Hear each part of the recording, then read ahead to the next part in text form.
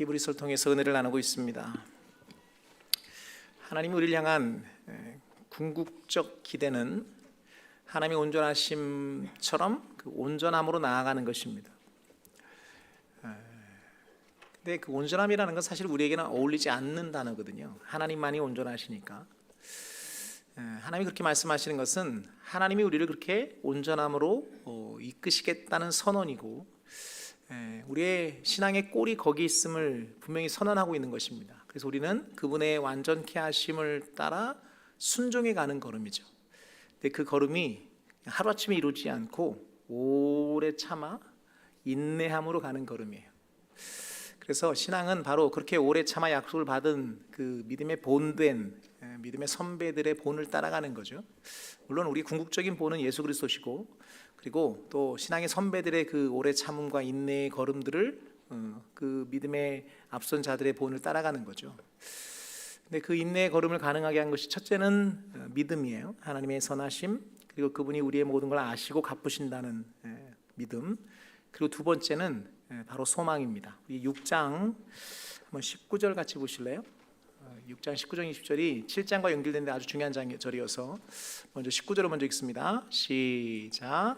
우리가 이 소망을 가지고 있는 것은 영혼의 닷 같아서 든든하고 견고하여 휘장 안에 들어가나니. 예, 됐습니다. 이해를 돕기 위해서 세 번역으로 읽어드리면 이렇습니다. 우리에게는 이 소망이 있으니 그것은 안전하고 확실한 영혼의 닷과 같아서 휘장 안에까지 들어가게 해줍니다. 이 중요한 단어가 소망 그리고 영혼의 닷입니다. 펜에 있는 분은 그 소망에 동그라미 놓으시고 영혼의 닷에 밑줄을 좀 쳐놓으세요. 앞에서도 얘기했지만 우리가 걸어가는 신앙의 걸음은 인내와 오래 참음의 걸음이에요. 하나님의 완성해 가시는 그 온전함으로 가는 걸음은 하루아침에 뚝딱뚝딱 만들어지는 걸음이 아니고 인생 전체를 걸고 가야 가는 걸음이고, 그 걸음은 인내의 시간들이고 오래 참음의 시간들이에요. 그런데 이 오래 참음과 인내를 흔들림 없이 계속해서 걷게 하는 게 바로 그 하나님의 갚으심, 또 하나님이 약속하신 것을 이루심에 대한 소망이 있기 때문이라는 거죠. 실제로 오래 참음, 인내라는 말 속에 우리가 걸어가야 할 걸음이 결코 녹록치 않은 것임을 내포하고 있어요. 때로는 고난이, 어려움이, 눈물이 함께 있는 걸음이에요. 고난이 없다면, 어려움이 없다면 인내할 필요가 없죠. 참아낼 필요가 없어요. 그런데 고난이 있고 어려움이 있기 때문에 참아내는 거죠. 실제로 구조적으로 우리가 성도로 산다는 것 자체가 고난을 밑바닥에 깔고 갑니다. 왜냐하면 이 어두운 세상에서 빛으로 살아내고, 이 부패한 세상에서 소금으로 살아내고, 이 불의와 반칙이 가득한 세상에서 정의를 행하며 살아가는 성도의 삶이라는 것 자체가 고난일 수밖에 없어요.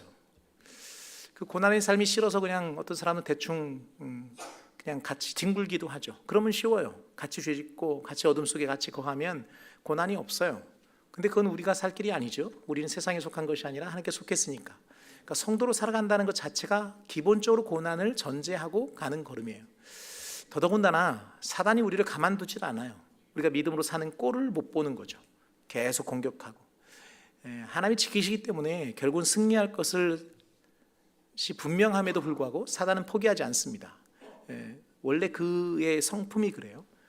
집요하고 또 악합니다. 그러니까 고난이 따라오는 건 당연한 거예요.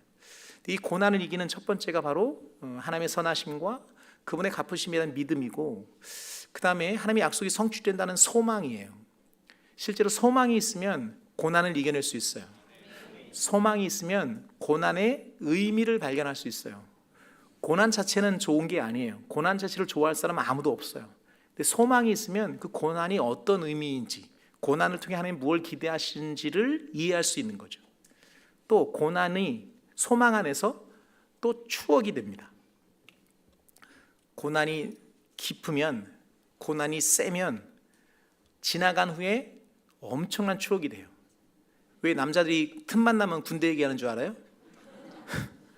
그게 고난이었기 때문에 그래요. 자매님들 너무 이렇게 군대 얘기한다고 뭐라고 하지 마요. 여러분 갔다 오면 똑같아.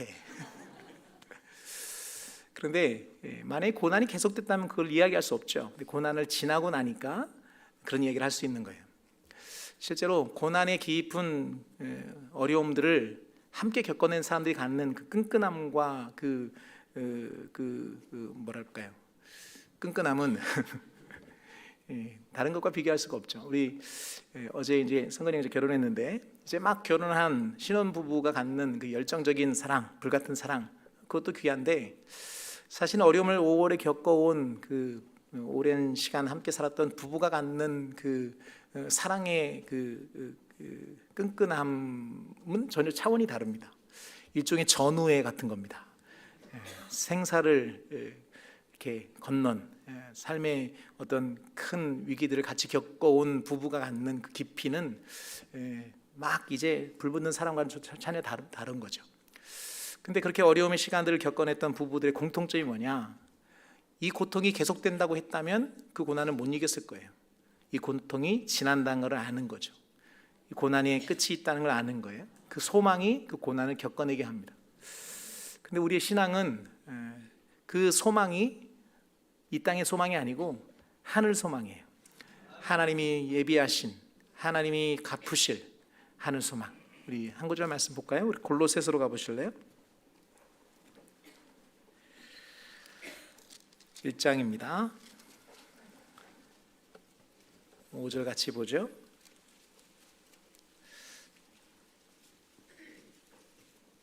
읽겠습니다. 시작. 너희를 위하여 하늘에 쌓아둔 소망으로 말미암음이니 곧 너희가 전에 복음 진리의 말씀을 들은 것이라.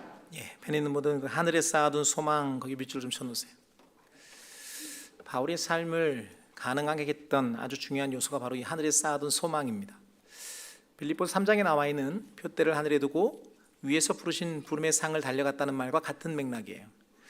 그러니까 바울이 살았던 고난, 그 고난의 크기가 실제로 하나하나 따져보면 만만치 않은 고난들이에요. 죽을 고비를 수없이 넘겼고 또 핍박도 많았고, 인간적으로 생각하면 굳이 그런 고난을 당하지 않아도 될 그가 기꺼이 그 고난들을 겪어낼 수 있었던 이유는 바로 이 하늘 소망 때문입니다. 하늘에서 부르신 부름의 상, 우리에게 약속하신 하나님의 상이 그에게는 보였기 때문에, 그 하늘 소망이 있었기 때문에 그 인내의 시간들을, 그 고난의 시간들을, 오래 참음의 시간들을 견뎌낼 수 있었던 거죠. 폭풍 가운데 막 출렁이는 배가 닻을 내리고 있을 때 안전하듯 우리가 참아내고 견뎌내야 될 이 고난의 시간들을 든든하게 붙들어주는 것은 소망입니다. 특별히 하늘 소망입니다. 사랑하는 우리 사랑하는 지체들 모두에게 이 하늘 소망이 분명히 살아있기를 소망합니다.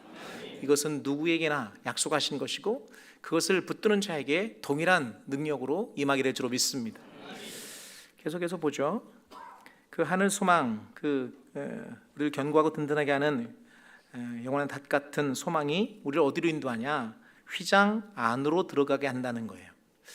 그리고 이 휘장 안에 들어갈 수 있는 것은 우리보다 앞서 휘장 안으로 들어가신 예수 그리스도, 그분 때문이에요.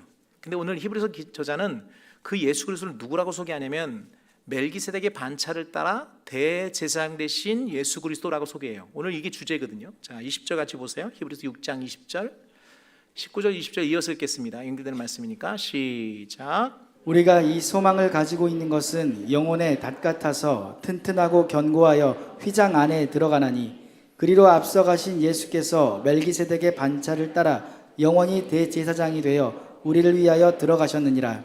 그렇게 들어가셨기 때문에 우리도 그분을 따라 들어갈 수 있다는 거예요. 이건 좀 이따 다시 얘기하기라고. 여기 중요한 단어가 멜기세덱의 반차예요. 이 반차라는 말은 계열, 서열 또는 질서 뭐 이런 개념입니다. 그러니까 이 반차란 말이 어려우니까 이런 거 떼다가 이단들이 잘 써먹거든요. 하나님의 교회 안산홍 씨가 자신이 멜기세덱의 반차를 따른 제사장이라고 그렇게 미혹하기도 하는데, 계속 말하지만 성경은 예수를 증언하는 책이에요.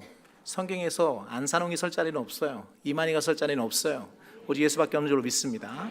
자, 여기 반차, 즉 아론의 반차, 멜기세덱의 반차 이런 거예요. 아론의 계열, 멜기세덱의 계열. 근데 예수님은 굳이 아론의 계열에 따르는 제사장이 아니고 멜기세덱의 계열을 따르는 제사장임을 지금 히브리서 기자가 강조하고 있는 거예요. 이 강조하는 의미를 좀 이따 보겠습니다.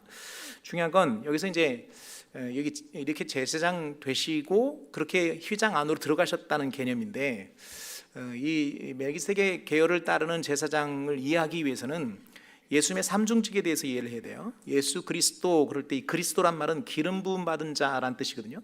근데 구약에 기름 부음 받은 사람들이 세 부류가 있어요. 첫 번째 왕이 기름 부음 받았고, 두 번째 선지자가 기름 부음을 받았고, 세 번째 제사장이 기름 부음을 받았어요. 근데 예수님은 그리스도로서 이 왕으로, 선지자로, 제사장으로 공생애에 대한 직분을 감당하신 거죠. 그래서 예수님은 왕이시고 선지자이시고 제사장이세요. 그리고 그 예수님이 제사장 되심을 가장 많이 이야기하고 있는 게 히브리서예요. 그러니까 히브리서의 주제 가운데 아주 중요한 꼭지가 예수님이 제사장이시다. 근데 그 제사장이 아론의 계열을 따르는 제사장이 아니고 멜기세덱의 계열을 따라 된 제사장이어서 아론의 제사장의 계열보다 훨씬 월등하시고 완전하신 제사장직을 수행하셨고, 그 제사장직으로 말미암아 우리는 죄사함을 받았다는 걸 강조하고 있는 거예요.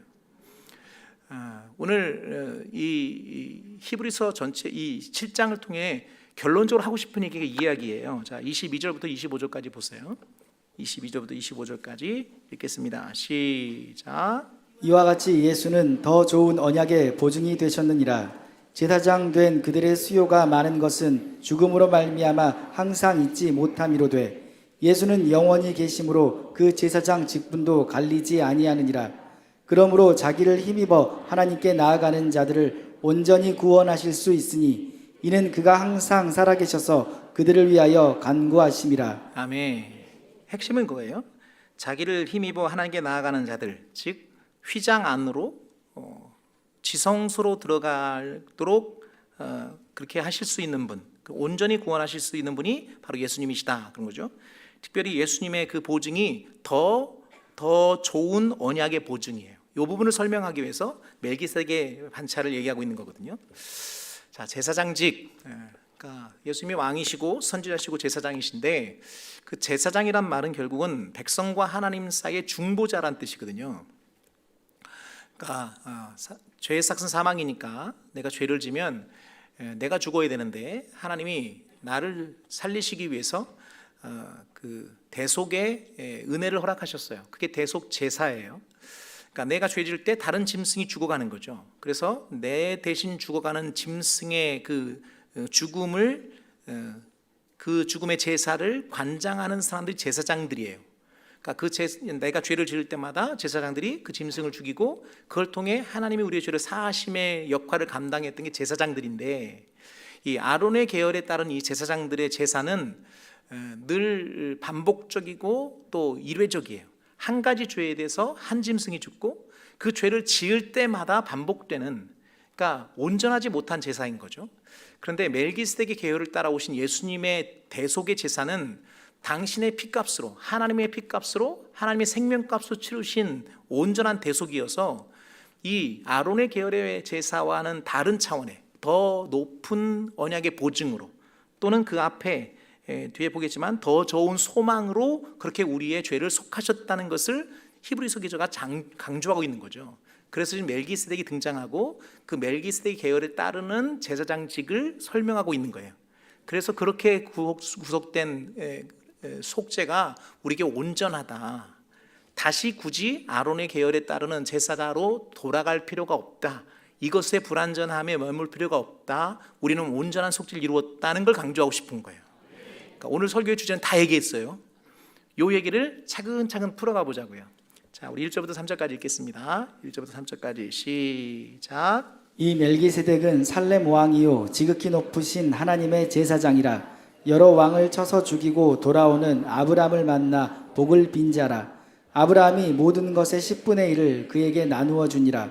그 이름을 해석하면 먼저는 의의 왕이요 그 다음은 살렘 왕이니 곧 평강의 왕이요 아버지도 없고 어머니도 없고 족보도 없고 시작한 날도 없고 생명의 끝도 없어 하나님의 아들과 닮아서 항상 제사장으로 있느니라. 아멘. 펜 있는 분들은 3절 하반절에 밑줄 쳐놓으세요. 하나님의 아들과 닮아서 항상 제사장으로 있느니라. 이 멜기세덱은 창세기 14장에 한 번 등장합니다. 배경이 이렇습니다. 이제 아브라함의 그 목장의 가축들도 늘어나고 함께 하란에서 왔던 롯의 가축의 목장의 가축들 늘어나니까 아브라함의 목자와 롯의 목자가 자꾸 싸우는 거예요. 그러니까 이제 아브라함이 롯에게 그렇게 제안합니다. 네가 동으로 동하면 내가 서하고, 네가 서하면 내가 동하겠다. 그러니까 네가 먼저 선택해. 그래서 롯이 이제 아브라함을 떠나서 정착한 곳이 소돔이에요. 근데 그 즈음에 국제 정세가 어떻게 됐냐면 북방 메소포타미아 4개국과 남방 이 서해 근방의 5개, 가나안 남방의 4개국이 연합군을 이루어서 전쟁을 하게 돼요. 그 배경은 원래 이 남방의 그 사해 근방의 그 나라들이 북방 그 나라에 조공을 바쳤었는데 이제 스스로 좀 커지니까 그걸 조공을 이제 멈추고 이제 대항을 하게 된 거죠. 그러니까 이제 북방 4개 연합군이 이제 남방 사해 5개국을 쳐 들어온 거예요. 근데 전쟁 시작되자마자 사실은 원래 게임이 안 되는 전쟁이니까 하자마자 그냥 완전히 전쟁이 기울어 버립니다. 그러니까 남방에 있던 5개국의 모든 나라가 한 방에 전쟁에서 끝나요. 전쟁에서 패하게 되고 많은 사람들이 포로로, 그다음에 모든 재물이 그 노획물로 이렇게 다 가서 이제 북방으로 가는 중에 그 포로 안에 롯과 그의 가족이 포함된 거예요. 그 얘기를 이제 아브라함이 들으니까 집에서 기르던 사병들을 거느리고 가서 그 북방의 연합군을 치고 그것들 다시 걷어옵니다. 처음 듣는 얘기예요? 마치 처음 듣는 것처럼 눈을 깜빡깜빡거려서 아는 얘기잖아요. 근데 그때 이제 이 소돔 왕도 나오지만 이 멜기세덱이 와서 그 아브라함을 축복해요. 자, 창세기 14장 가보세요.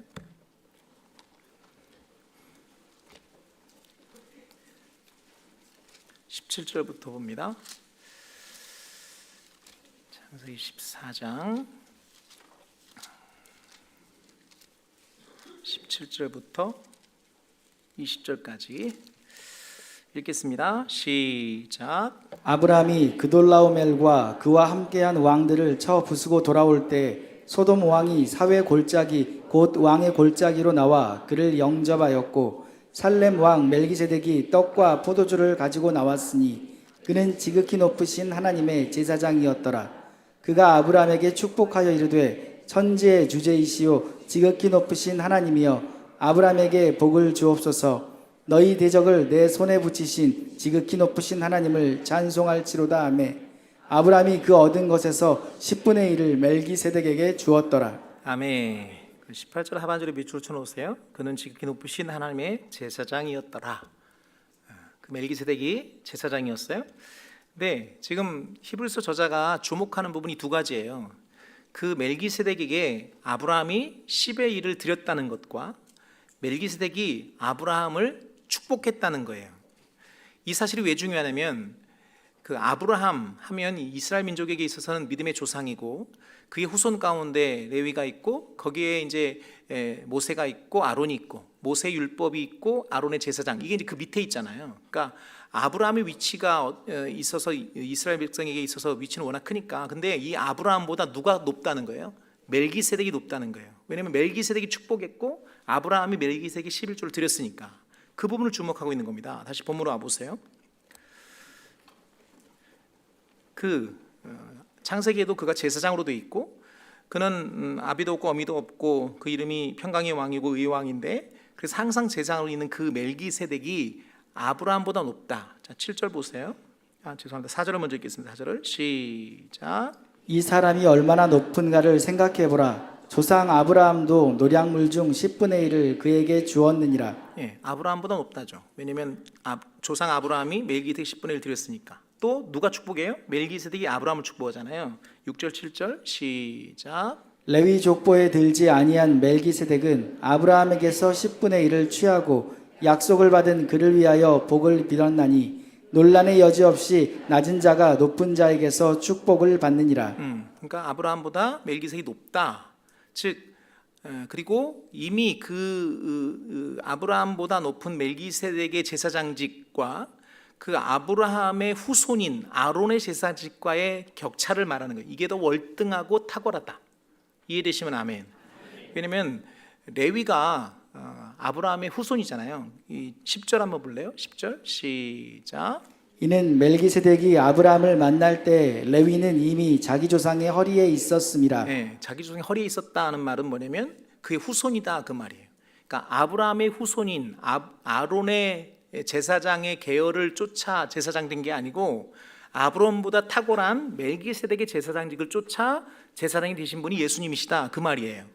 이게 왜 중요하냐면 그 아론의 계열, 아론의 반차의 이 제사장의 한계, 불완전함과 또 그 낮은 중보, 낮은 소망과 비교되는 멜기세덱의 완전한 제사장, 그 멜기세덱의 반차를 따라 계열을 따라 되신 예수님의 대속의 완전함과 그 더 높은 소망을 비교하고 있는 거죠.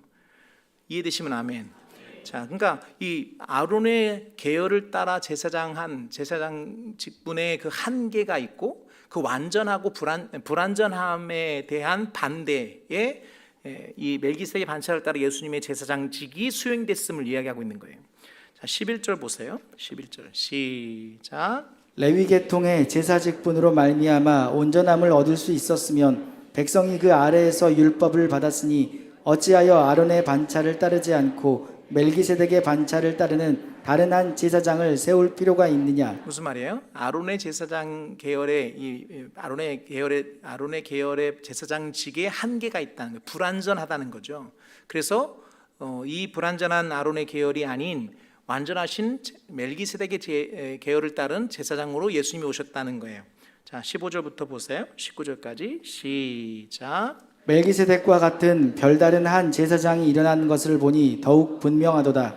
그는 육신에 속한 한 계명의 법을 따르지 아니하고 오직 불멸의 생명의 능력을 따라 되었으니 증언하기를 내가 영원히 멜기세덱의 반차를 따르는 제사장이라 하였도다.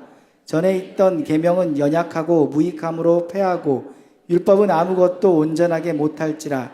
이에 더 좋은 소망이 생기니 이것으로 우리가 하나님께 가까이 가느니라. 아멘. 19절에 밑줄 쳐놓으세요. 이에 더 좋은 소망이 생기니 이것으로 우리가 하나님께 가까이 가느니라. 이 더 좋은 소망이 바로 예수님의 제사장직으로 얻어진 소망이에요. 이해되시면 아멘. 그 소망으로 인해 아까 6장 19절 20절에 말하고 있는 휘장 안으로 하나님께로 나아가게 되는 거죠. 그 일을 그분이 제사장직을 수행하심으로 이루셨다는 거예요. 지금 성도인 우리가 누리는 그 죄사함, 그것은 아론의 계열, 아론의 반차를 따르는 불완전한 그 제사의 속죄로 결과로 얻어진 게 아니고 멜기세덱의 반차를 따르는 예수님의 대속으로 이루어지는 완전하고 온전한, 그리고 더 좋은 소식, 또 좋은 소망, 더 좋은 언약의 보증으로 되어진 속죄라는 거죠. 이해되시면 아멘. 다시 22절부터 25절까지 읽겠습니다. 시작. 이와 같이 예수는 더 좋은 언약의 보증이 되셨느니라. 제사장 된 그들의 수요가 많은 것은 죽음으로 말미암아 항상 잊지 못함이로되 예수는 영원히 계심으로 그 제사장 직분도 갈리지 아니하느니라. 그러므로 자기를 힘입어 하나님께 나아가는 자들을 온전히 구원하실 수 있으니 이는 그가 항상 살아계셔서 그들을 위하여 간구하심이라. 아멘. 그래서 25절 다시 한번 마음에 새겼으면 좋겠어요. 한 번 더 읽겠습니다. 25절 시작. 그러므로 자기를 힘입어 하나님께 나아가는 자들을 온전히 구원하실 수 있으니 이는 그가 항상 살아계셔서 그들을 위하여 간구하심이라. 아멘. 이 말씀을 근거로 묻습니다. 우리가 예수님을 힘입어 하나님께 나아가는 자를 하나님이 온전히 구원하실 수 있다고 믿으시면 아멘. 우리가 그렇게 예수님의 힘으로 나아가는 우리를 예수 그리스도 안에서 구원하신다고 믿으시면 아멘. 지금 히브리서 저자는 이 부분을 강조하고 이 안에 누림으로 나아가기를 기대하는 거예요. 오늘 이 시대에 히브리서를 읽고 있는 우리에게도 똑같아요. 우리 안에 하나님께 나아감에 있어서 그 나아감의 근거가 어떤 아론의 계열의 불완전함이 아니고 멜기세덱의 계열의 완전하신 예수님의 속죄로 얻어진 것이기 때문에 하나님께 나아감에 있어서 어떤 것도 걸림이 되거나 발목 잡는 것이 되지 않는다는 거예요. 이 얘기를 왜 말씀을 드리냐면, 그러니까 하나님이 우리에게 기대하신 바는 그분과의 친밀함이거든요. 죄로 인하여 하나님과 멀어졌던, 아니 하나님께 나아갈 수 없었던, 하나님과 원수됐던 우리를 예수님의 이 제사장직을 통해서 그 길을 여셨고 그렇게 휘장을 지나 휘장 안으로 들어가셨어요. 그리고 그분의 대속으로 우리도 여전히 그 안으로 들어간 줄로 믿습니다. 그런데 그 안으로 들어가는 그분과의 친밀함으로 나아가고 예배함으로 나아가고 기도함으로 나아갈 때 우리 안에 계속 어떤 걸림이 있냐면 마치 어떤 구약적 아니면 아론의 계열에 따르는 어떤 감정적이고 또는 율법적인 내가 뭔가 이렇게 내 자격이 있어서 내가 완전해서 그럴 만한 근거가 돼서 나아가야 한다는 어떤 그런 생각들이 하나님께 나아감에 자꾸 주저하게 해요. 그러니까 예배함에 나올 때도 마찬가지예요. 그렇다고 막 대충되고 막 살아도 된다는 얘기는 아니지만 그러나 우리의 삶의 자리에서 부족함이 있으면 왠지 자꾸 거리끼게 되는 거죠. 뭔가 나아갈 때 주저하게 되고 하나님께 나아갈 때 계속 뭐를 발목 잡는 것이 돼요. 그걸 사단은 그걸 또 이용한단 말이에요. 그래서 성경의 선언처럼 우리가 하나님께 나아감의 근거는 내 의에 있지 않아요. 내가 완전해서 나아가는 게 아니에요. 그분의 대속, 영원하고 완전한 대속에 근거해서 나아가는 거예요. 그러니까 예배함으로 올 때 또 기도함으로 나올 때 여러분 안에 어떤 것도 거리낌이 없기를 기대하시는 거죠. 이해되시면 아멘. 또 오해가 없어야 합니다. 막살로도 된다는 얘기를 하는 게 아니에요. 치열하게 싸워야죠. 지난주에 말한 것처럼 우린 끊임없이 이 죄에서 자유함을 얻어내는 것이 죄 짓는 자유를 말하는 게 아니니까 죄를 거부할 수 있는 힘, 죄에 맞설 수 있는 은혜, 내가 감히 이제는 더 이상 죄의 종이 아니니까 의의 종이니까 의로 대항할 수 있는 힘이 생겼어요. 그러니까 열심히 그 대항에 싸워야 돼요. 그런데 우리 안에 연약함이 있으니까 그래도 여전히 죄 짓는 모습이 있고 죄의 요소가 있잖아요. 그러면 이 부분에서 자유하란 말이에요. 왜냐? 우리가 하나님께 나아감이 이게 완벽했기 때문에 나아감이 아니라니까요. 아론의 계열에 그게 없기 때문에 더 이상 짐승의 피를 보지 않아도 될 만큼 완전하기 때문에 나아가는 게 아니에요. 염소와 송아지의 피로 하지 아니한 당신의 피로 이루신 영원한 속죄의 은혜로 나아가는 거니까. 자, 그럼 한 걸음 더 들어가 보죠. 우리 26절부터 보세요. 28절까지 읽겠습니다. 그러니까 여기 25장이 말하고 있는 자기를 힘입어 하나님께 나아간 자들을 온전히 구원하실 수 있고 또 그렇게 해서 하나님께 나아가도록 하신 은혜가 완전하신 당신의 아들을 세우심으로 이뤘다는 거죠. 자, 26절부터 보세요. 시작. 이러한 대제사장은 우리에게 합당하니 거룩하고 악이 없고 더러움이 없고 죄인에게서 떠나 계시고 하늘보다 높이 되시니라. 그는 저 대제사장들이 먼저 자기 죄를 위하고 다음에 백성의 죄를 위하여 날마다 제사 드리는 것과 같이 할 필요가 없으니 이는 그가 단번에 자기를 드려 이루셨음이라. 율법은 약점을 가진 사람들을 제사장으로 세웠거니와 율법 후에 하신 맹세의 말씀은 영원히 온전하게 되신 아들을 세우셨느니라. 지금 히브리서 저자가 강조하는 게 뭐예요? 그러니까 율법 아론의 계열에서 얻어진 제사장들은 스스로 죄인들이니까 먼저 자기를 위해 속죄하고 백성들을 위해 속죄하고 그것을 날마다 해야 되는데 멜기세덱의 반차를 따라오신 예수님은 죄가 없으신 분이고 하나님의 아들이시니까 그분으로 이루어진 제사는 완전하고 온전한 제사라는 거죠. 우리가 이 제사로 구속을 받았다는 거예요. 죄사함을 받았다는 거예요. 구원함을 받았다는 거예요. 그 근거로 하나님께 나아간다는 거예요. 자, 9장 11절 12절 보세요. 9장 11절 12절 시작. 그리스도께서는 장래 좋은 일에 대제사장으로 오사 손으로 짓지 아니한 것 곧 이 창조에 속하지 아니한 더 크고 온전한 장막으로 말미암아 염소와 송아지의 피로 하지 아니하고 오직 자기의 피로 영원한 속죄를 이루사 단번에 성소에 들어가셨느니라. 아멘. 자기 피로 여기 세우신 아들의 피로 당신 피로 영원한 속죄를 이루셨다고요. 그러니까 아론의 계열, 아론의 반차를 따르는 제사장의 불완전함이 아니고 멜기세덱의 계열, 멜기세덱의 반차를 따르는 하나님의 아들의 자기 피의 속죄가 영원한 속죄이고 이 영원한 속죄의 피로 우리는 그분으로 가신 휘장 안으로 하나님의 임재 안으로 그분과의 친밀함으로 나아갈 길이 열렸다는 거예요. 그래서 우리는 그 소망을 가지고 어디로 들어가는 거예요? 그 휘장 안으로 들어가는 거예요. 그러니까 신앙의 핵심은 거기 있어요. 하나님이 예수님을 이 땅에 보내신 이유는 다른 게 아니에요. 바로 하나님과의 친밀함이에요. 휘장 안으로 들어가는 거예요. 하나님 임재 안에 거하는 거란 말이에요. 그 임재함에 거함에 있어서 우리의 어떠함이 더 이상 방목 잡을 수 없다. 그것이 우리에게 걸림이 되지 않는다. 왜? 하나님의 아들의 속죄, 멜기세덱의 반차를 따른 그분의 제사장직이 영원한 속죄니까. 그래서 자유하라는 거예요. 아멘. 이게 누림이 되어야 된다는 거죠. 그러니까 지금 히브리서 저자가 1세기에 유대인에서 개종한 그들 가운데 핍박 때문에 다시 유대교로 돌아가려고 하는 그들에게 전하고자 하는 메시지이고, 이 시대 우리가 이 히브리서를 읽을 때 동일하게 적용되는, 우리의 행위의 완전함 때문에 하나님께 온전함으로 나아가는 게 아니고 그분의 대속의 완전함 때문에 우리는 하나님께 담대히 나아갈 수 있다는 거예요. 그러니까 이게 우리 안에 누림이 되기를 원하는 거죠. 예배함에 있어서, 기도함에 있어서 늘 우리는 이 힘으로, 그 속의 완전함의 근거로 나아가는 거예요. 이게 왜 중요하냐면, 그러니까 계속 말하지만 하나님은 친밀함을 원하시거든요. 근데 우리는 자꾸 그 친밀함을 나아가면서 자꾸 뭔가 자격을 가지고 나가려니까 이렇게 껄끄러운 거죠. 그리고 그걸 사단은 계속 부추기고 또 그로 인해서 하나님과의 친밀함으로 나아가지 못하게 만드는 거죠. 완벽해야 친밀해질 수 있어. 이 논리가, 이 완벽함이 불가능하기 때문에 하나님과의 친밀함도 불가능한 것처럼 우리를 자꾸 호도한단 말이에요. 우리의 완벽함 때문에 그분과의 친밀함이 회복된 게 아니고 대속이 완전하시기 때문에 그분과의 온전함이, 그분과의 친밀함이 회복되는 줄로 믿습니다. 그럼 이게 누림이 되기를 원하시는 거예요. 히브리서 저자를 통해 오늘 우리에게 기대하는 게 그거예요. 예배함에 나오면서 물론 한 주간 우리가 부족한 것, 연약한 것 있으면 회개하고 돌이켜야 되겠지만 그것 때문에 주저하지 말란 말이에요. 하나님께 구할 때 이제 사단이 그렇게 침수하는 거죠. 야, 너 같으면 네 기도 듣겠냐? 찔리죠. 그렇지. 내 행동 보고 내 삶을 보고 하나님이 뭘 주겠어요.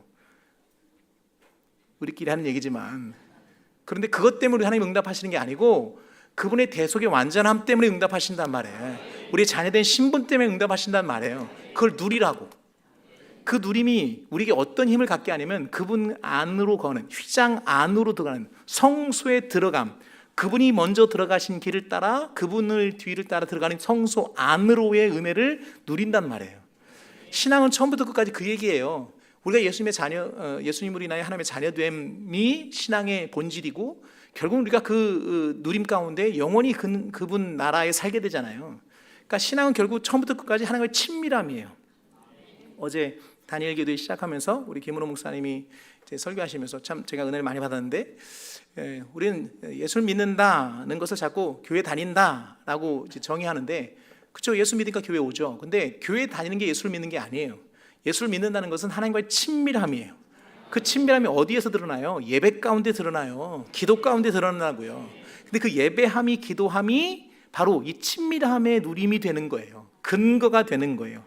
이게 우리 안에 그렇게 충분히 누려지기를 기대하시는 거죠. 아멘. 그러니까 전하고자 하는 얘기는 하나예요. 간단해요.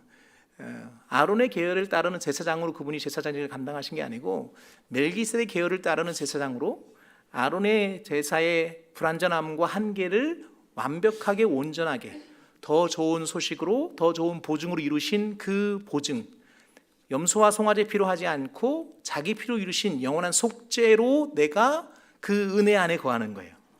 이 얘기하고 싶은 거야. 이 얘기를 이렇게 길게 했어. 1시간 내 했어. 근데 여기서 아멘이 안 하면 다시 1시간 내 해야 돼. 자, 여기까지 이해되시면 아멘. 내가 그 은혜로 속죄받았다고 믿으시면 아멘. 자, 그럼 이제 내가 하나님께 나아가는 근거는 어디 있어요? 내 의가 아니에요. 그분의 속죄의 의예요. 그 보혈에 힘입어 은혜의 보좌 앞으로 나아가는 거예요. 그리고 하나님의 기대가 요 나아감에 있어요. 휘장으로 들어갈지니라, 그 성소로 들어갈지니라. 하나님 나에게 그걸 원하시는 거예요. 야, 내가 너를 위해 허락한 그 은혜로 내게 와, 나와 친밀하자. 하나님은 그 친밀함을 원하십니다. 저는 여러분의 예배가 그렇게 하나님의 성소로 들어가는 예배 되기를 소망합니다. 휘장 안으로 들어가길 소망합니다. 예배 삶의 자리에서 늘 휘장 안에 누림이 충만하길 축복합니다. 그분 안에 거하는 은혜와 그분 안에 있는 친밀함과 그분 안에 누리는 풍성함이 그 보혈의 능력 힘입어 누리는 자 되기를 기대합니다. 끝. 좀 더 허전해요? 좀 더 할까요? 필요 없어요. 이거면 돼요. 그분의 완성, 그분으로 이루어진 대속의 완전함, 아론의 계열이 아니고 멜기세덱 계열의 그분의 피로 이루신 속죄, 영원한 속죄. 2000년 전에 이스라엘 땅에 죽어간 한 청년의 죽음이 오늘 내게 왜 의미가 있냐? 그게 영원한 속죄예요. 우린 그 영원한 속죄로 하나님의 자녀된 줄로 믿습니다. 그리고 우리는 그 자격으로 하나님께 나아가는 줄로 믿습니다. 이제 하나님의 기대는 여기 있어요. 그분의 친밀함 가운데 거하는 거예요. 하나님 오늘 예배에서 뭘 기대하시냐? 누구 왔네? 그게 중요한 게 아니에요. 그분과의 친밀함이에요. 우리 기도에서 중요한 게 뭐냐면 내가 원하는 거 받아내는 게 아니고 그분과의 친밀함이에요. 하나님의 기대가 거기 있습니다. 그 걸음이 쭈뼛거리지 않기를, 발목 잡히는 게 없기를, 걸림이 되지 않기를, 내 의로 완전해야 된다고 하는 이 사단의 거짓말에 속지 말고 구속의 완전함 때문에 나아가는 거예요. 오늘도 사단의 거짓말에 속지 않게 되기를 주님으로 축복합니다. 같이 기도하겠습니다.